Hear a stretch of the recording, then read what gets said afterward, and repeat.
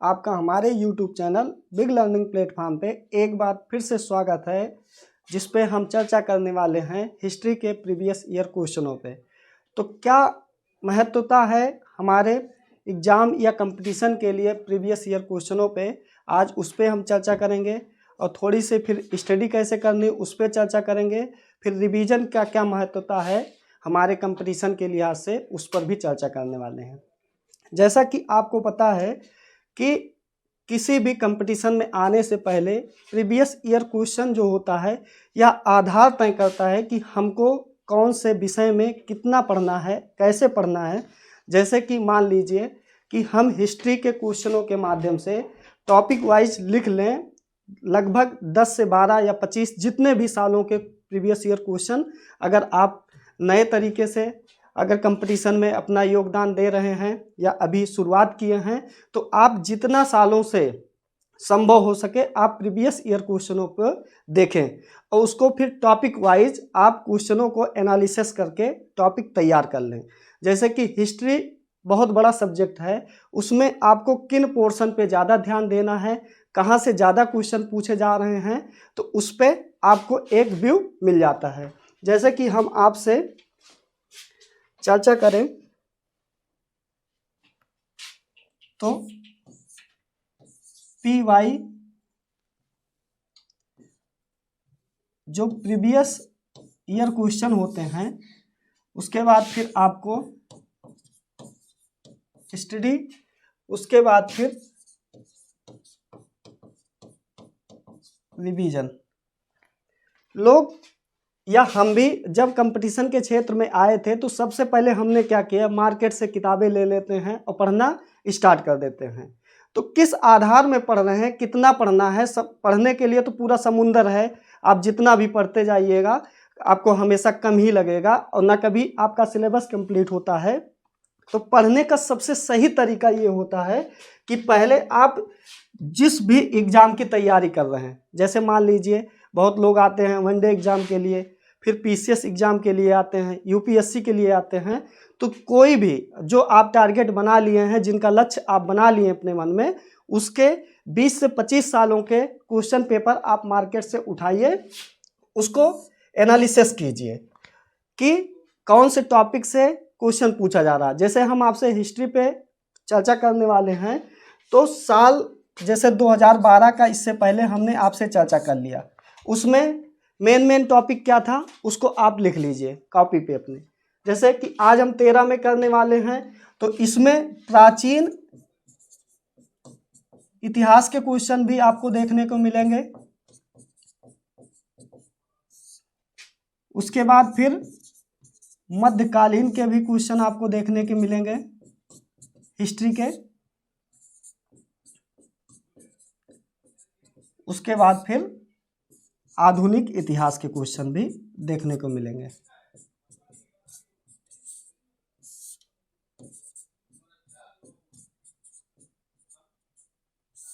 अब अगर हम प्राचीन इतिहास की बात करें तो आपको लगभग प्रागैतिहासिक काल से, उसके बाद फिर आपको मध्यकालीन और आधुनिक इतिहास सबका देखना है।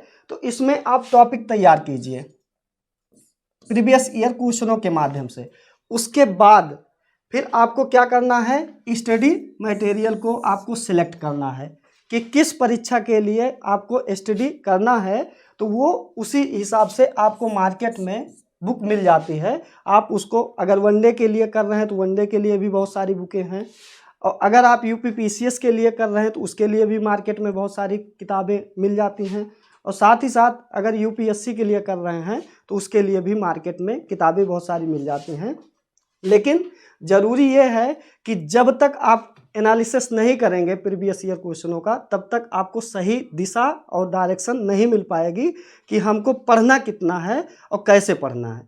उसके बाद जब हम किताब लेके एक सामान्य अध्ययन कर लेते हैं, तो उसी किताब को आप तब तक ना उसको छोड़िए जब तक आपका सिलेक्शन तय नहीं होगा। लोग क्या करते हैं, एक किताब मार्केट से लिए, नहीं समझ में आया दूसरी खरीद लिए, वो भी नहीं समझ में आया, तीसरी खरीद लिए। तो इससे क्या होता है कि आपका समय जाया जा रहा है। जबकि इतिहास में अगर मुगल काल पढ़ रहे हैं तो हर किताब में मुगल काल के बारे में जो इन्फॉर्मेशन दी गई है, अगर स्तर की बात करें तो सारी इन्फॉर्मेशन उसी में रहती है। या आप 20 से 25 साल के क्वेश्चन एनालिसिस कर लेते हैं तो आपको वैसे इतना बैकअप मिल जाता है कि आप कोई भी एक बुक लेके आप पढ़ सकते हैं, जिससे आपको क्वेश्चन करने में आसानी हो जाती है। तो उसके बाद फिर आता है कि रिवीजन। जब तक आप चाहे जितना पढ़ लीजिए, पढ़ते जाइए पढ़ते जाइए पढ़ते जाइए, लेकिन जब तक आप रिवीजन नहीं करेंगे, यानी कि अगर कहते हैं कि एक किताब को अगर 10 बार पढ़ रहे हैं तो वो ज़्यादा बेहतर है, जबकि 10 किताब को पढ़ रहे हैं, 10 बार पढ़ रहे हैं तो वो चीज़ें ना आपके लिए सही है और ना फिर आपके लक्ष्य जो आपने निर्धारित किया है उसके लिए सही है। तो इसलिए एक किताब को 10 बार पढ़िए, वो ज़्यादा सही है। उसके बाद उसी का मोर टाइम आप रिवीजन करते रहिए। तो उससे क्या होगा कि आपके अंदर एक कॉन्फिडेंस आएगा, जब आप क्वेश्चन देखेंगे तो उसको टैकल करने में भी थोड़ी आपको आसानी मिलेगी।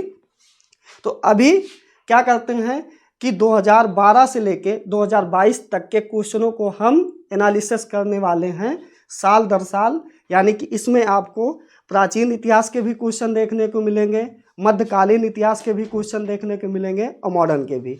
तो आप ट्रेंड वाइज आप अपने क्वेश्चनों को सेट कर लीजिए, उसी आधार से फिर आप मार्केट से बुक उठाइए और अपना पढ़ना स्टार्ट कीजिए। या इसी प्लेटफॉर्म पे आपको सारी क्लासेज भी मिलेंगी, तो आप उन क्लासेस का भी लाभ उठा सकते हैं आने वाले समय में, लेकिन प्रीवियस ईयर क्वेश्चनों को सॉल्व कराने के बाद। तो चलिए 2012 का क्वेश्चन हमने सॉल्व कर लिया है। आज हम 2013 के क्वेश्चनों पे चर्चा करेंगे आपसे, एक एक क्वेश्चनों पे। साथ ही साथ हर जितना भी, चाहे कोई भी एग्जाम आप दे रहे हैं, चाहे वनडे दे रहे हैं, यूपीएससी दे रहे हैं या कोई भी स्टेट पीसीएस दे रहे हैं, तो सब में हिस्ट्री के क्वेश्चन पर्याप्त मात्रा में आते हैं। यानी हिस्ट्री आपके कंपटीशन के लिए बहुत महत्वपूर्ण है।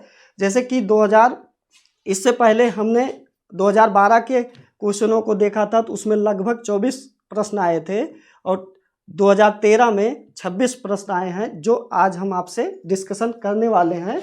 तो चलिए पहले क्वेश्चन पे हम लोग गौर करते हैं कि पहला क्वेश्चन कौन था। निम्नलिखित में से कौन अलवार संत नहीं था।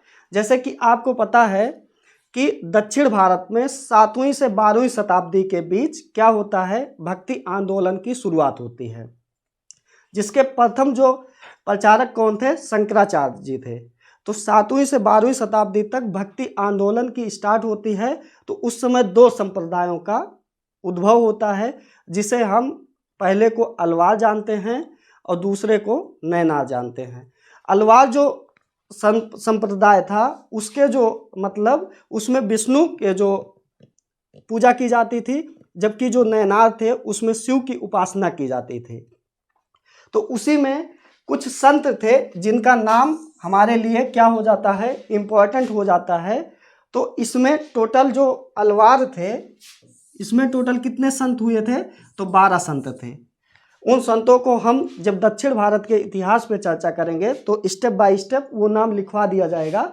लेकिन अभी इसमें पूछ रहा है कि कौन एक संत नहीं है, यानी कि इसमें एक संत ऐसे हैं जिनको आप फाइंड आउट करना है कि वो अलवार संप्रदाय से उनका नाता नहीं था।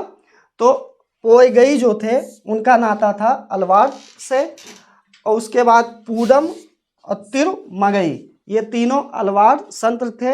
जबकि इसमें प्रश्न में पूछा जा रहा है कि नहीं है, तो तिरुज्ञान जो थे ये किससे संबंधित थे, तो ये आपके जो नैनार संप्रदाय था उससे संबंधित थे। और इसमें किसकी उपासना की जाती थी, तो इसमें जो उपासना की जाती थी वो शैव धर्म की जाती थी, यानी कि शिव की। जबकि अलवार में किसकी उपासना की जाती थी, तो इसमें विष्णु भगवान की उपासना की जाती थी। साथ ही साथ भक्ति आंदोलन है, इसकी जो शुरुआत होती थी 7वीं से 12वीं शताब्दी के बीच दक्षिण भारत में होती है, खासकर तमिलनाडु राज्य में, जिसे हम आज जानते हैं। वहीं पे जो अलवार थे वो किसके, वो विष्णु के उपासक थे, और नैनार जो थे वो शैव धर्म से उनका संबंध था। इसमें एक महिला का नाम जुड़ता है जो हमारी विभिन्न परीक्षाओं में कई बार पूछा गया है कि जो साध्वी अंडाल हैं इनका संबंध किस संप्रदाय से है, तो आपको अलवार संप्रदाय से इनका संबंध था, जिसमें विष्णु की उपासना की जाती थी। इसमें टोटल संतों की संख्या कितनी थी, तो 12 टोटल संत हुए। और नैनार जो संप्रदाय था ये किससे संबंधित था, इसमें शैव धर्म की उपासना की जाती थी। इसमें भी एक महिला संत का क्या होता है, उल्लेख होता है, जिनका नाम क्या था, कराईकल अय्यर था। यह भी विभिन्न परीक्षाओं में कई बार पूछा गया प्रश्न है। और प्रथम प्रचारक जो थे, जैसे हमने आपसे चर्चा की, इसके प्रथम जो प्रचारक थे वो शंकराचार्य जी थे। और जो अलवार और नैनार संप्रदाय था ये जैन और बौद्ध धर्म को क्या करता था, अस्वीकार करता था। भगवान की भक्ति में ये ज़्यादा विश्वास करते थे, और जैन और बौद्ध धर्म को ये संप्रदाय क्या किया गया, इनके द्वारा इसको अस्वीकार किया गया। चलते हैं नेक्स्ट क्वेश्चन पे। गौतम बुद्ध द्वारा अपने धर्म में दीक्षित किया जाने वाला अंतिम व्यक्ति निम्नलिखित में से कौन था। जैसे कि आपको पता है गौतम बुद्ध जी का जो जन्म हुआ था वो लुम्बिनी, जो वर्तमान में नेपाल में पड़ता है। उनको ज्ञान की जो प्राप्ति हुई है, ज्ञान की प्राप्ति बोध गया, यानी कि जो आज बिहार राज्य में पड़ता है। उन्होंने अपना प्रथम उपदेश जो दिया था वो कहाँ पे, सारनाथ में दिया था। और 483 ईसा पूर्व में कुशीनगर में, जो वर्तमान भारत के यूपी शहर में है, वहाँ पे उनको महापरिनिर्वाण हुआ, यानी उनकी मृत्यु होती है। जीवन के अंतिम समय में गौतम बुद्ध पावा जाते हैं अपने एक शिष्य के यहाँ, जिनका नाम क्या था, चुंद था। तो वहाँ पे वो जब जाते हैं तो उन्हीं के शिष्य के द्वारा उनको सूकर का मांस खिला दिया जाता है, यानी कि सुअर का मांस खिला दिया जाता है, जिससे गौतम बुद्ध जी क्या थे, अतिसार रोग से पीड़ित हो जाते हैं। और वहाँ से वो कुशीनगर आते हैं, तो वहाँ पे अपने अंतिम शिष्य जो सुभद्र नाम था जिनको, उनको अपना अंतिम उपदेश देके वहीं पे उनका महापरिनिर्वाण हो जाता है। तो वही क्वेश्चन पूछा जा रहा है आपसे कि गौतम बुद्ध द्वारा अपने धर्म में दीक्षित किया जाने वाला अंतिम व्यक्ति कौन था। तो अंतिम व्यक्ति कौन थे, सुभद्र जी को उन्होंने अपना अंतिम उपदेश देके कुशीनगर में वहीं पे उनको महापरिनिर्वाण हो जाता है, यानी कि वहीं पे 483 ईसा पूर्व में उनकी क्या हो जाती है, मृत्यु हो जाती है।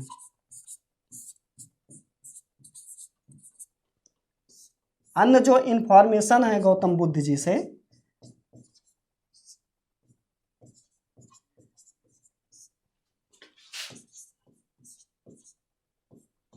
लुम्बिनी में क्या होता है, उनका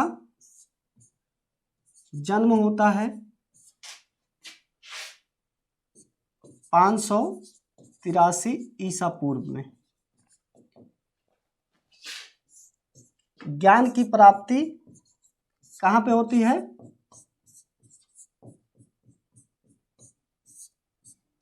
बोध गया, बिहार में।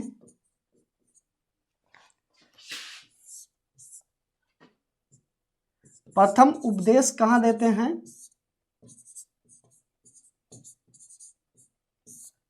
सारनाथ में।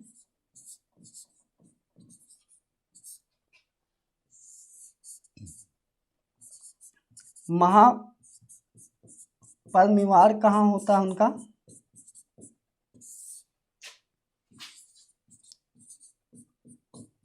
कुशीनगर यूपी में उनका महापरिनिर्वाण होता है। तो ये गौतम बुद्ध जी के द्वारा कुछ इन्फॉर्मेशन है, उसको भी आप देख सकते हैं। चलते हैं नेक्स्ट क्वेश्चन पे। मौर्य काल में सीता से तात्पर्य क्या है। तो सीता से तात्पर्य एक देवी से है, या एक धार्मिक संप्रदाय से है, या राजकीय भूमि से प्राप्त आय से है, या ऊसर भूमि से है। तो ऐसी शब्दावली जो होती है वो हमारे परीक्षा के लिहाज से महत्वपूर्ण हो सकती हैं और इनसे विभिन्न परीक्षाओं में सवाल पूछे जाते हैं। ये सिर्फ एक शब्दावली है, बाकी ऐसे चाहे हम मुगल काल के बारे में पढ़ें, चाहे प्राचीन इतिहास के बारे में किसी भी वंश के बारे में पढ़ रहे हैं, तो उस समय कुछ खास शब्दावली होती थी जो हमारे परीक्षा के लिहाज से महत्वपूर्ण हो सकती हैं। उसको भी हम व्यवस्थित तरीके से देखेंगे अभी, लेकिन क्वेश्चन के माध्यम से केवल हम सीता जो था इस शब्द का तात्पर्य समझेंगे मौर्य काल में। तो मौर्य काल में सीता का तात्पर्य था राजकीय भूमि से प्राप्त जो होने वाली आय थी उनको हम क्या जानते थे, किस नाम से, सीता नाम से। जो मौर्य काल है इसकी स्थापना किसके द्वारा, चंद्रगुप्त मौर्य के द्वारा की जाती है चाणक्य की सहायता से। कौन से वंश को समाप्त करके, तो वंश जो समाप्त हुआ था वो था नंद वंश, जिसमें उसके अंतिम जो शासक थे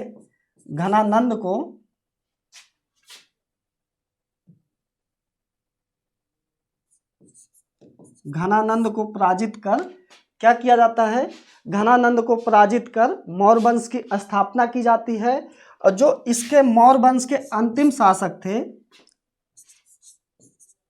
जिनको हम बृहद्रथ के नाम से जानते थे, इनकी हत्या किसके द्वारा की जाती है, पुष्पमित्र शुंग के द्वारा। अंतिम मौर्य शासक बृहद्रथ की हत्या कर क्या किया जाता है, शुंग वंश की स्थापना की किसने, पुष्पमित्र शुंग के द्वारा। तो सीता जो है मौर्य काल में वो किससे संबंधित है, तो राजकीय भूमि से प्राप्त आय या रेवेन्यू जो होती थी उनको हम सीता नाम से जानते हैं। साथ ही साथ जो मौर्य काल की स्थापना किसके द्वारा होती है, तो चंद्रगुप्त मौर्य के द्वारा।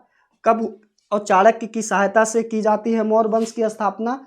नंद वंश को समाप्त कर जिसके अंतिम शासक कौन थे, घनानंद को मार के मौर्य वंश की स्थापना की जाती है।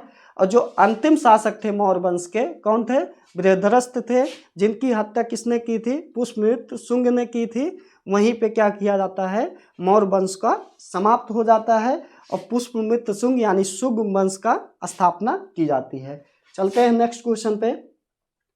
गायत्री मंत्र के नाम से प्रसिद्ध मंत्र सर्वप्रथम किस ग्रंथ में मिलता है।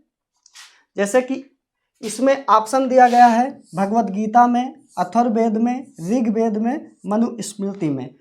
तो जो प्रसिद्ध गायत्री मंत्र हैं, जैसे कि आपको पता है जो ऋग्वेद है, यानी कि वेदों में सबसे पुराने जो वेद है ऋग्वेद में ही गायत्री मंत्र का उल्लेख है। और सबसे ज़्यादा कौन कौन से चार वो हैं, ऋग्वेद है,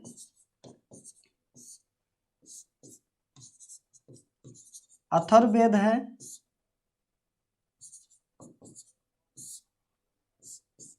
सामवेद है,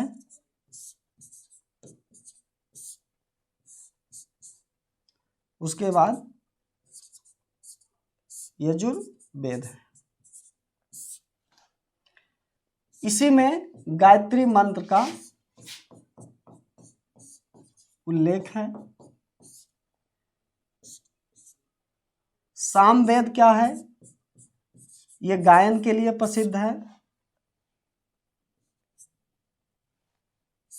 ये गद्य और पद्य दोनों। जो यजुर्वेद है ये भी आपसे परीक्षा में पूछा गया है कि कौन सा ऐसा वेद है जो गद्य और पद्य दोनों फॉर्म में लिखा गया है। तो गद्य और पद्य के फॉर्म में लिखा जाने वाला जो वेद है वो कौन सा है, वो यजुर्वेद है। और ऋग्वेद में ही गायत्री मंत्र का उल्लेख है। साथ ही साथ जो सामवेद है वो गायन के रूप में है। तो इसमें जो पूछा जा रहा है गायत्री मंत्र के नाम से प्रसिद्ध मंत्र सर्वप्रथम किस ग्रंथ में मिलता है, तो आपको क्या ऑप्शन मानना है, ऋग्वेद में गायत्री मंत्र का उल्लेख मिलता है। शिव की जो दक्षिणामूर्ति प्रतिमा उन्हें किस रूप में प्रदर्शित करती है। तो इस प्रकार की जो शब्दावली है वो भी हमारे परीक्षा के लिहाज से महत्वपूर्ण होती है। तो शिव की जो दक्षिणामूर्ति है वो किसके रूप में, एक शिक्षक के रूप में प्रदर्शित की गई है। चीनी लेखक भारत का उल्लेख किस नाम से करते हैं। तो चीनी लेखक जो तमाम पुस्तकें आप पढ़ते हैं उसमें उन्होंने 2 नामों से भारत का उल्लेख किया है, एक थिन तू के नाम से, एक थियान तू के नाम से उनका उल्लेख करते हैं।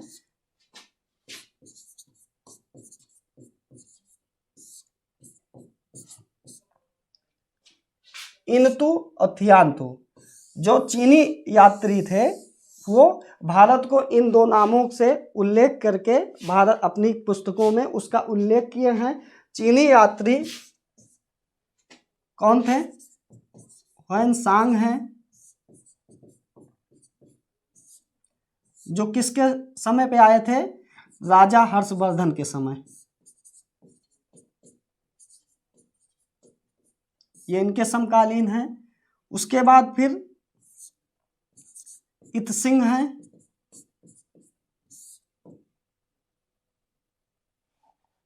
तो ऐसे जो भी चीनी यात्री हमारे या विदेशी यात्री आए हैं उन पर भी हम लोग स्पेशल क्लास लेंगे, या हिस्ट्री को जब हम क्रमवार तरीके से पढ़ेंगे तो उनमें इन सब का उल्लेख आपको मिलेगा।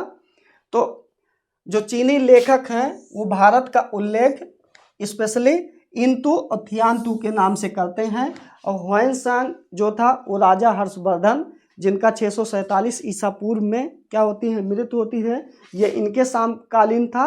और इत्सिंग का भी एक क्या था, वो भी एक चीनी यात्री था जो भारत आया था।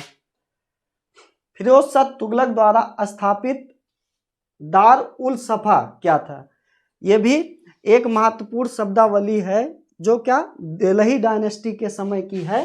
तो ऐसे दिल्ली डायनेस्टी में क्या है, बहुत सारी शब्दावली है जो आपको परीक्षा के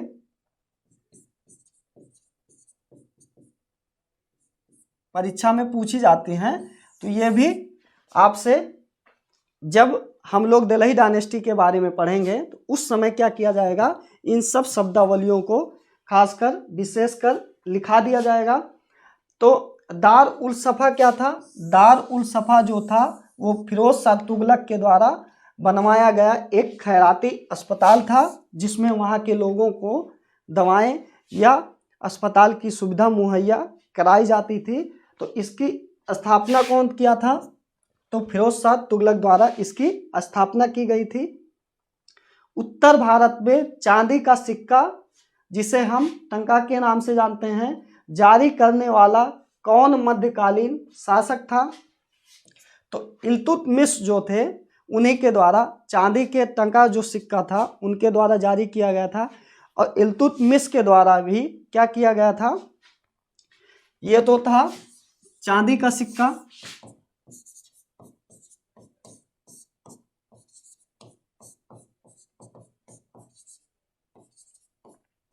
इल्तुतमिश के द्वारा तांबे का भी क्या किया गया था,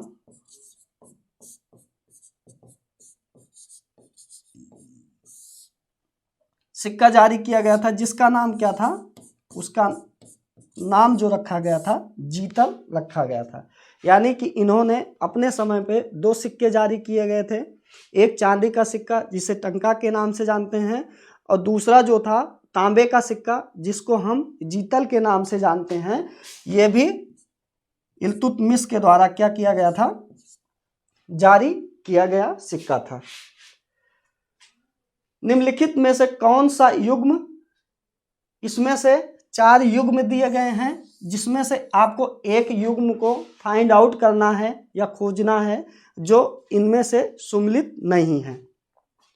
तो जजिया कर जो है, पुनः जजिया कर लगाने का जो श्रेय है वो किसको जाता है, फारुखसियर के द्वारा लगाया जाता है।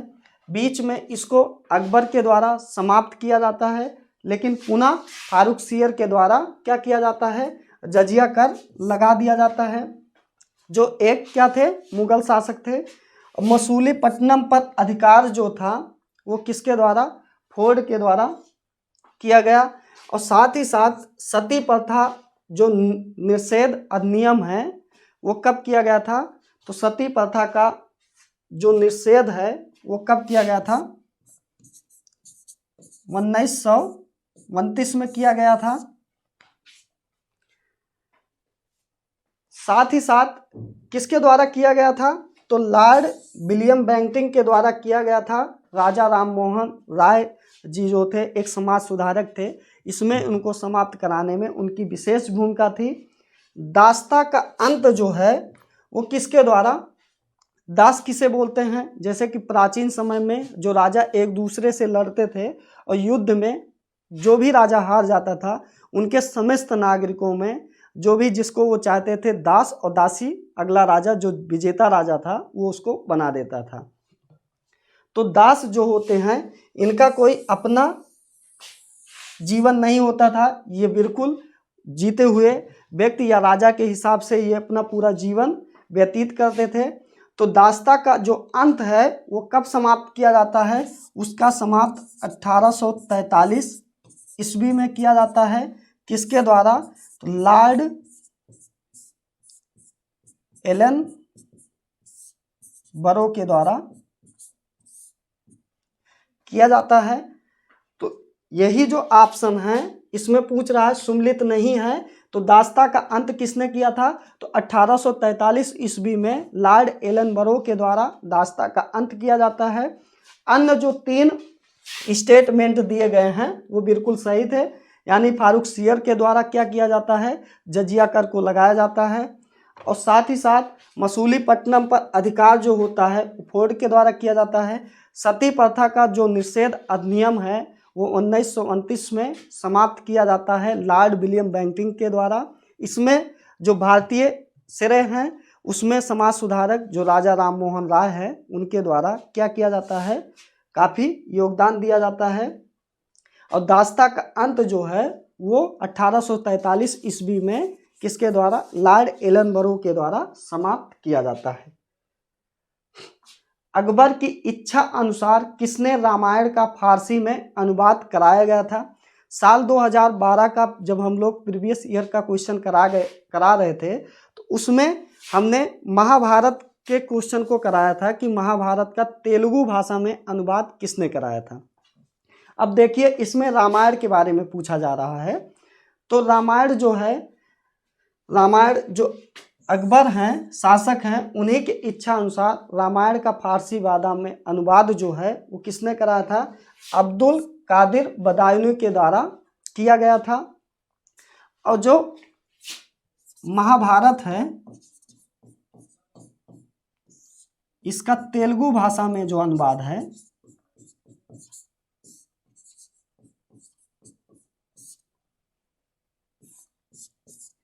ये किसके द्वारा, नयनन और टिक्कन के द्वारा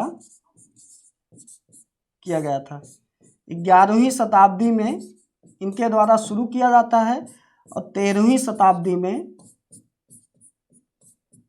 टिक्कन के द्वारा क्या किया जाता है, महाभारत का तेलुगु भाषा में अनुवाद पूर्ण किया जाता है। नयनन के द्वारा 11वीं शताब्दी में शुरू किया जाता है और 13वीं शताब्दी में टिक्कन के द्वारा महाभारत का तेलुगु अनुवाद पूर्ण किया जाता है। उसी प्रकार इसमें रामायण के बारे में पूछा जा रहा है कि अकबर की इच्छा अनुसार रामायण का जो क्या थे, अब्दुल कादिर बदायूनी के द्वारा किया गया था। रामायण का फारसी भाषा में अनुवाद इनके द्वारा कराया गया था। नेक्स्ट क्वेश्चन पे चलते हैं। निम्नलिखित में से किसने जहांगीर के विरुद्ध विद्रोह किया गया था। तो जैसे कि आपको पता है कि जहांगीर के पिता कौन थे, तो अकबर थे। उसके बाद जहांगीर का शासन काल आता है। जहांगीर जैसे ही अपनी गद्दी पे बैठता है तो तुरंत उसके जो बड़े बेटे ने क्या किया था, उन्हीं के खिलाफ यानी अपने पिता के खिलाफ क्या करता है, विद्रोह छेड़ देता है। तो इनके जो बड़े बेटे थे खुसरो, इनके द्वारा अपने पिता के विरुद्ध क्या किया जाता है, विद्रोह कर दिया जाता है। लेकिन उसके अगले साल यानी कि 1606 में ही क्या किया जाता है, उस विद्रोह को समाप्त कर दिया जाता है। उसके बाद फिर उनके दूसरे बेटे ने, जिनका नाम क्या था, खुर्रम था, उनके द्वारा फिर पुनः अपने पिता के प्रति क्या किया जाता है, विद्रोह किया जाता है गद्दी के लिए।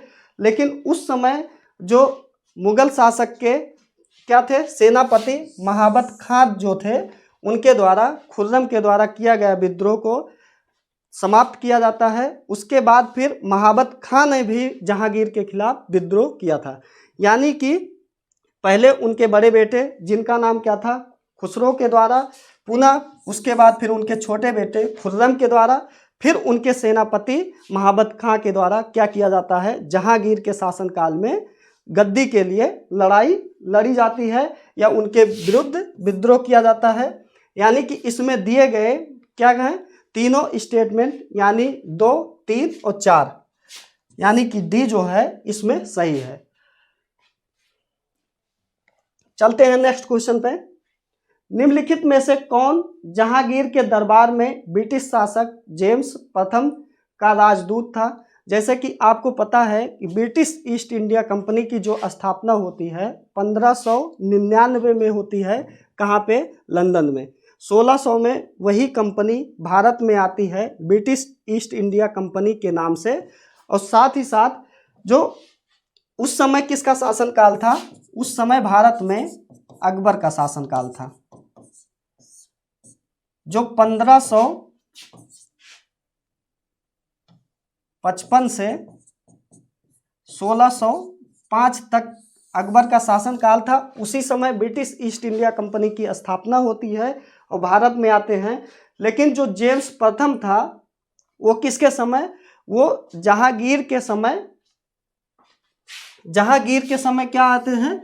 जहांगीर के समय विलियम जो हाकिन्स थे वो उनके क्या थे? प्रथम राजदूत नियुक्त करके उनको भारत भेजा गया था कि या उनके दरबार में वो रहते थे।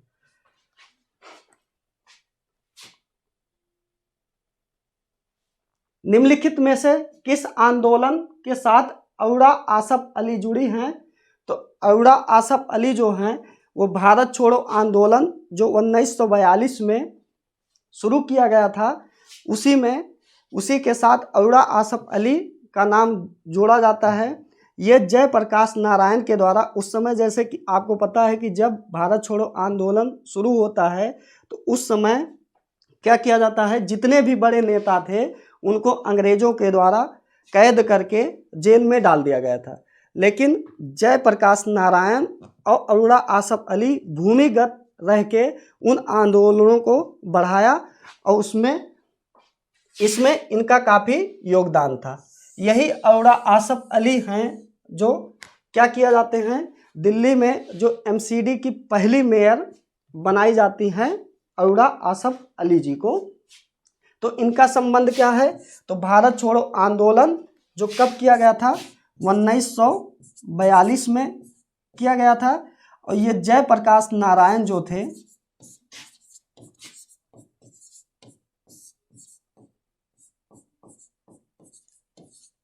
जयप्रकाश नारायण जी के साथ मिलके इन्होंने भूमिगत तरीके से इस आंदोलन को बढ़ाने में इनका काफ़ी योगदान था। और यही पहली एमसीडी की मेयर भी चुनी जाती हैं औड़ा आसफ अली जो दिल्ली की। सूची फर्स्ट को सूची सेकंड से मिलान करना है। इस प्रकार के प्रश्नों में आपको एक इंफॉर्मेशन से आपके क्वेश्चन आसानी से हल हो सकते हैं। तो इसमें से इधर नाम दिए गए हैं और इधर उनके द्वारा लिखी गई पुस्तकों की क्या दी गई है? सूची दी गई है। जैसे कि आपको पता है लगभग इसमें जो है, जो जवाहरलाल नेहरू के द्वारा लिखी गई पुस्तक डिस्कवरी ऑफ इंडिया है, इसको लगभग कंपटीशन के छात्र जानते हैं कि डिस्कवरी ऑफ इंडिया जो है वो जवाहरलाल नेहरू के द्वारा लिखी गई पुस्तक है। अब इसमें कूट दिया गया है। अब कूट के माध्यम से हम लोग क्या करते हैं, अपने क्वेश्चन को खोजने में सहायता करते हैं।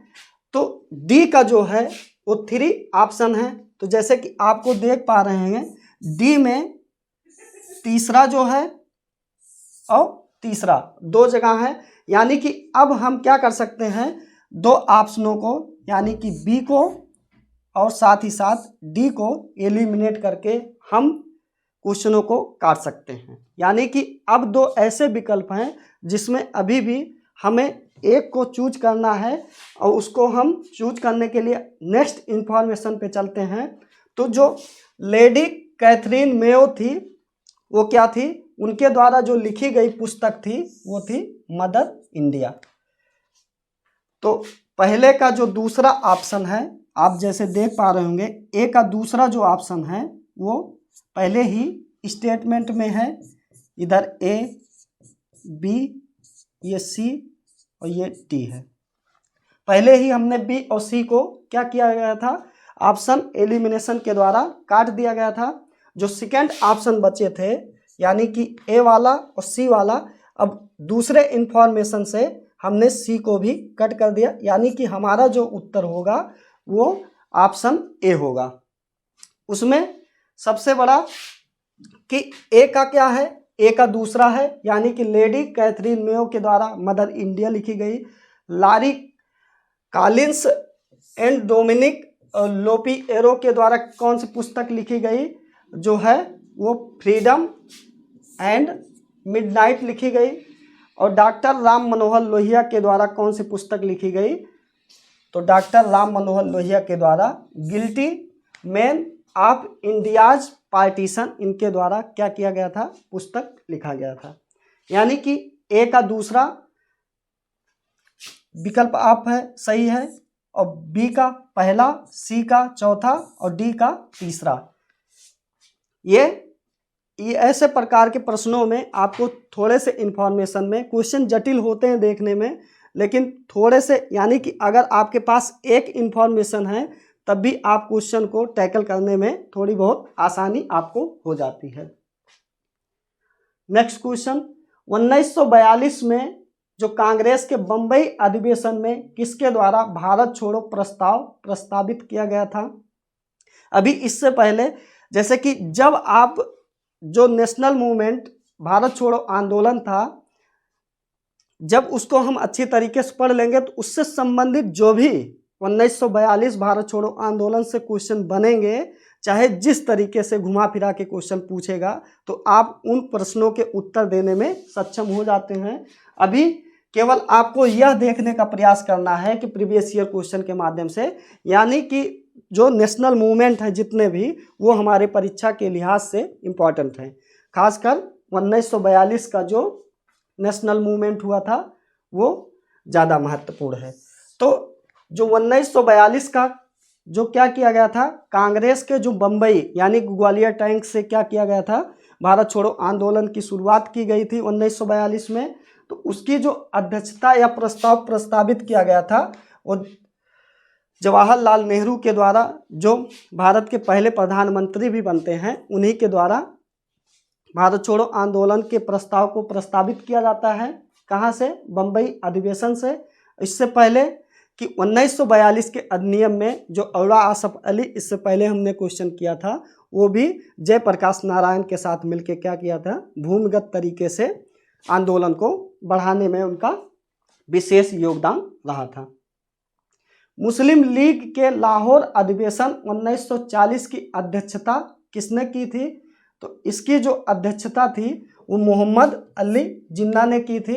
इसी अधिवेशन में पाकिस्तान की मांग मुस्लिम लीग के द्वारा की जाती है, यानी कि लाहौर अधिवेशन में ही जो मुस्लिम लीग के द्वारा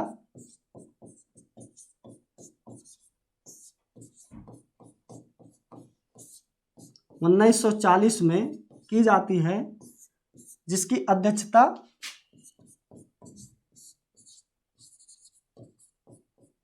मोहम्मद अली जिन्ना के द्वारा की जाती है।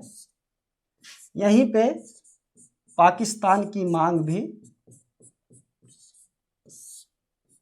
रखी जाती है।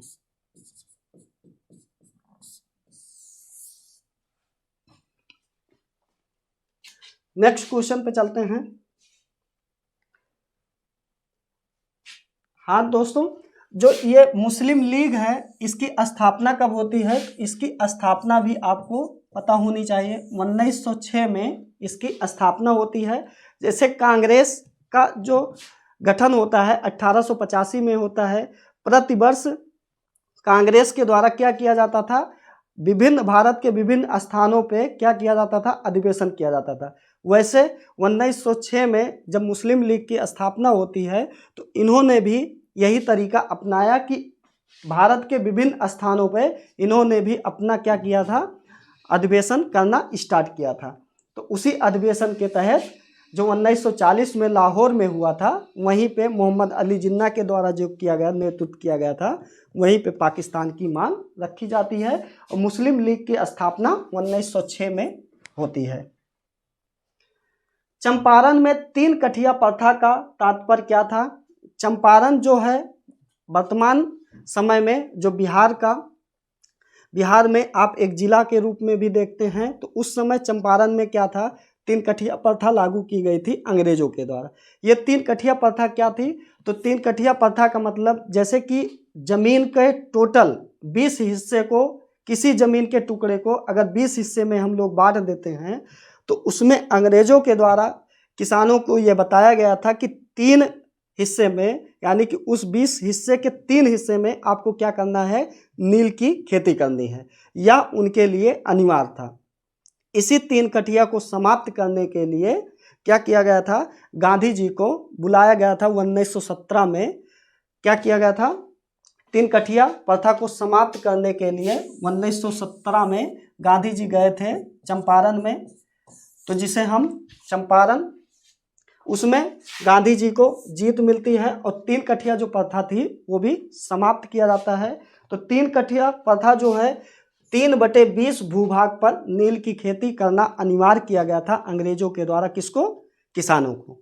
तो इसी 3 कठिया प्रथा को समाप्त किया गया था गांधी जी के मूवमेंट के द्वारा 1917 में। नेक्स्ट क्वेश्चन पे चलते हैं।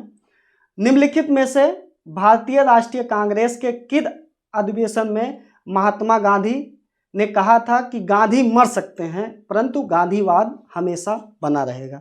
इस शब्द का तात्पर्य है दोस्तों, कोई भी व्यक्ति जो है, जैसे कि हम हैं या आप हैं या कोई भी व्यक्ति जो है, उसका जीवन और मरण एकदम निश्चित है कि जो आया है पृथ्वी पे वह एक दिन जाएगा।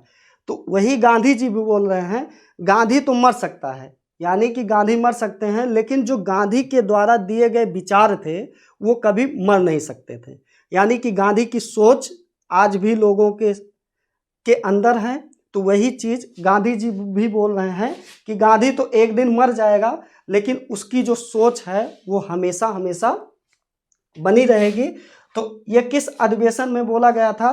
तो कराची का जो अधिवेशन हुआ था भारतीय राष्ट्रीय कांग्रेस का 1931 में, उसी में गांधी जी के द्वारा ये वक्तव्य बोला गया था कि गांधी मर सकते हैं लेकिन गांधीवाद कभी समाप्त नहीं हो सकता है।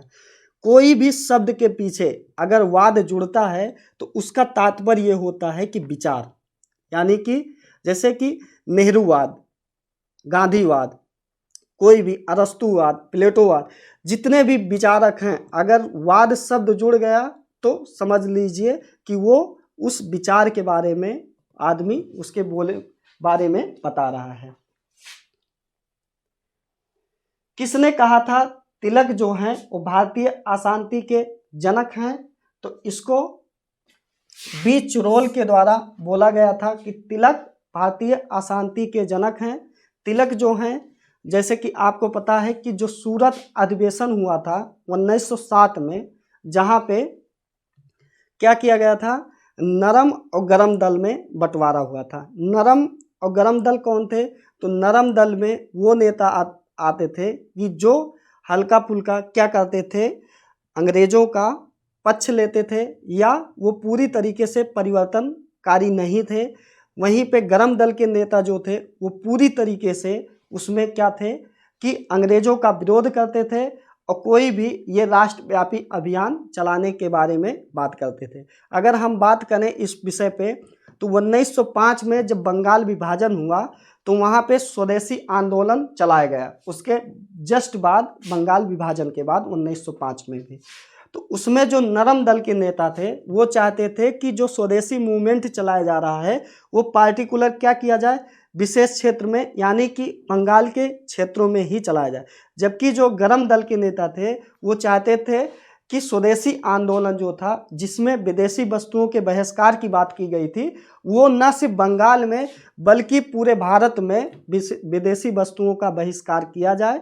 तो इसके जो प्रमुख नेता थे जिन्हें हम लाल बाल पाल के नाम से जानते हैं, तो उसमें लोकमान्य जो बाल गंगाधर तिलक थे, उसके बाद फिर बिपिन चंद्र पाल थे, उसके बाद फिर 3 नेता ऐसे थे जो गर्म दल के खास नेता थे।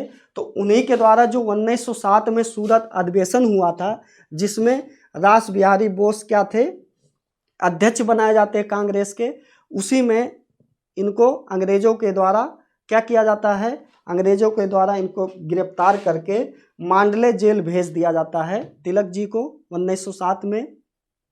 मांडले जो आज के म्यांमार में पड़ता है, वहीं पे जेल में रह के ही तिलक जी ने एक पुस्तक लिखी जिसका नाम था गीता रहस्य। तो अगर आपसे ये पूछा जाता है कि गीता रहस्य किसकी पुस्तक है, तो गीता रहस्य जो है बाल गंगाधर तिलक की ही पुस्तक है, और वो भी मांडले जेल में रह के ही उन्होंने किया था। और इनका जो मराठा जो है और केसरी, ये क्या है, इनकी 2 प्रमुख पत्रिकाएं हैं। ये भी आपसे पूछा जाता है कि ये 2 प्रमुख पत्रिकाएं किनकी है, तो ये भी बाल गंगाधर तिलक की हैं। और जब इन्होंने जेल से छूट कर आते हैं तो 1916 में क्या किया जाता है, 1916 में जैसे कि आपको पता है द्वितीय विश्व युद्ध का समय चल रहा था, उसी समय ये होम रूल लीग नाम की एक पार्टी बनाते हैं, जिसमें ये कहा गया कि अंग्रेजों के द्वारा कि प्रथम विश्व युद्ध के समाप्त होने के बाद क्या किया जाएगा कि भारत को स्वतंत्र कर दिया जाएगा।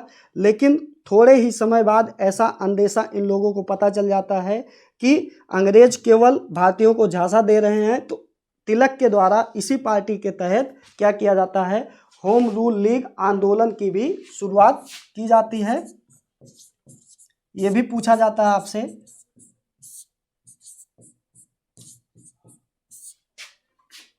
लीग की शुरुआत की जाती है, कब की जाती है, 1916 में। कहाँ से, पुणे से की जाती है। चलते हैं नेक्स्ट क्वेश्चन पे। माउंटबेटन योजना का आधार बनी थी। तो माउंटबेटन योजना, जिसे हम क्या करते हैं 3 जून 1946 के नाम से भी जानते हैं इस योजना को, जिसमें भारत और पाकिस्तान के बंटवारे की बात की गई थी, यानी कि देश के विभाजन की बात की गई थी माउंटबेटन योजना में। देश के विभाजन जो हुआ था भारत और पाकिस्तान का, वो 2 देश बने थे, जिसमें एक था पश्चिमी पाकिस्तान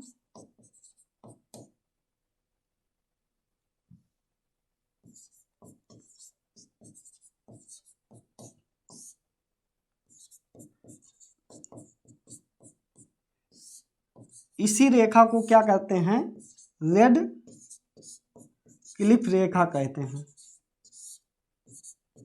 ये भी आपसे पूछा जाता है कि भारत और पाकिस्तान के बीच खींची गई रेखा जो है वो कौन सी थी, तो रेड क्लिफ के द्वारा खींची गई थी, इसलिए इसका जो रेखा का नाम रखा गया है वो रेड क्लिफ रखी गई है। पूर्वी पाकिस्तान यानी कि मेन भारत जो था, और उसके बगल में पूर्वी पाकिस्तान, पश्चिमी पाकिस्तान नाम का एक देश बनाया गया था, जो 1971 की लड़ाई में क्या किया गया था, पूर्वी पाकिस्तान को आज़ाद करा के एक नए देश को आरंभ किया गया था, जिसे हम आज बांग्लादेश के नाम से जानते हैं। तो जो माउंटबेटन योजना थी वो किससे संबंधित थी, तो देश के विभाजन से संबंधित थी, जिसमें भारत और पाकिस्तान के बंटवारे की बात की गई थी। इसी योजना को 3 जून 1946 को पेश किया गया था, इसलिए इस योजना को 3 जून 1946 योजना के नाम से भी जानते हैं। 1937 में जो प्रांतों में मंत्रिमंडल के निर्माण के उपरांत कांग्रेस का शासन कितने महीने तक चला था? तो 28 महीने तक। जो प्रांतों में मंत्रिमंडल के निर्माण के उपरांत कांग्रेस का शासन कितने महीनों तक? तो 28 महीनों तक उनका शासन यानी कांग्रेस का शासन चला था। डेक्कन एजुकेशनल सोसाइटी की स्थापना से कौन संबंधित है? तो इससे स्थापना जो होती है वो भी किसने की थी? बाल गंगाधर तिलक ने की थी, यानी कि बीजी तिलक जी के द्वारा की गई थी। बॉम्बे, मद्रास और कलकत्ता में उच्च न्यायालयों की स्थापना किसके द्वारा की गई थी? तो जो 1861 का अधिनियम हम लोग पढ़ते हैं उसी के द्वारा क्या किया गया था? बॉम्बे, मद्रास और कलकत्ता, ये तीन क्या थी? जो प्रेसिडेंसियां थी उसी में क्या किया गया था? उच्च न्यायालय की स्थापना की भी बात 1861 के अधिनियम में की गई थी। भारत का संवैधानिक विकास जो है उसको हम लोग बहुत अच्छे तरीके से पढ़ने वाले हैं, जिसमें हम 1773 के रेगुलेटिंग एक्ट से लेके भारत शासन स्वतंत्रता अधिनियम, जो भारत स्वतंत्रता अधिनियम 1947 पेश किया जाता है, तब तक के इतिहास को लेके, यानी कि 1773 से लेके 1947 के इतिहास को हम लोग बहुत अच्छे तरीके से पढ़ने वाले हैं जब क्लासेस प्रॉपर तरीके से स्टार्ट होगी। तो अभी बॉम्बे, मद्रास और कलकत्ता में जो उच्च न्यायालय की स्थापना होती है वो कब? 1861 के अधिनियम में की जाती है। आजाद हिंद फौज के अधिकारियों के लाल किले में चल रहे मुकदमे उनके पक्ष में निम्नलिखित में से किसने वकालत की थी? तो सर टीपू सुप्रू जो थे उनके द्वारा आज़ाद हिंद फौज, जिसे हम INA के नाम से भी जानते हैं, जो सुभाष चंद्र बोस के द्वारा गठित की जाती है, तो उन्हीं के जो मुकदमे के पक्ष में वकालत किसने की थी? कौन से? तो सर टीपू सुप्रू जो थे, TP सुप्रू, उनके द्वारा क्या किया गया था? जो उसके खिलाफ जितने भी सेना थे उनकी वकालत या उनका मुकदमा लड़ा गया था। किसके द्वारा? सर टीपू सुप्रू के द्वारा। जलियांवाला बाग हत्याकांड जो कब होता है? 1919 में होता है, के विरोध में निम्नलिखित में से किसने वायसराय के कार्य परिषद से त्यागपत्र दे दिया था? जैसे कि उस समय क्या किया गया था कि जो वायसराय की कार्यकारी परिषद थी उसमें भारतीयों का भी चयन करना स्टार्ट हो गया था।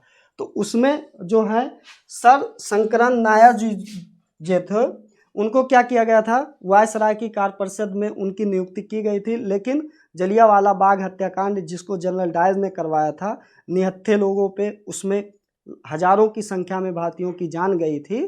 तो उसी समय क्या किया गया था? कार्य परिषद से, जो वायसराय की कार्य परिषद थी, शंकरन नायर जी के द्वारा त्यागपत्र दे दिया गया था। लेकिन जो रविंद्रनाथ टैगोर थे इनके द्वारा भी क्या किया गया था? इनके द्वारा भी उपाधि लौटा दी गई थी।